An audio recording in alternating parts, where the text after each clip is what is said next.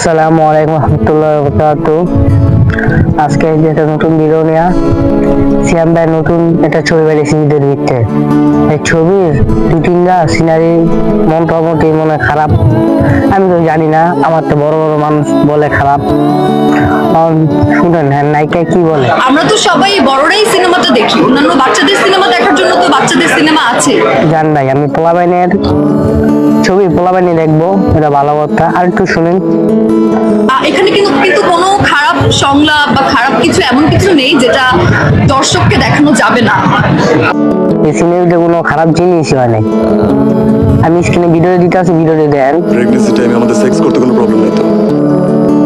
এই যে ভাই এটা কি ভালো ভালো সিন? এটা ভালো কথা?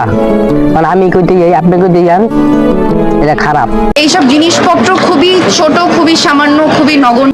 বউ কথা শুনছেন? আর এটা ভিডিও দেয় পয়সা আমি এমন একটা জায়গায় চলে গেছি। দেন, এটাতে কোনো খারাপ সিনই হয়নি। যারা হলে ছবি দেখতে গেছে মতামতটা শুনি। সিয়ামের একটা ডায়লগ এত বাজে ছিল, মানে প্রেগনেন্সি নিয়ে একটা ডায়লগ, আমি বলতে পারতেছি না। দেখছেন ভাই এই মহিলা কি বললো? একটা ছবির ভিতরে খারাপ সিন হয়, ভালো সিন হয়। ভালো সিন কয়জনে দেয়? খারাপটা সবাই দেয়। 18 সালে রিলিজ হয়েছিল কবির সিন ভারতের। এই ছবিটা দেখছেন ভাই?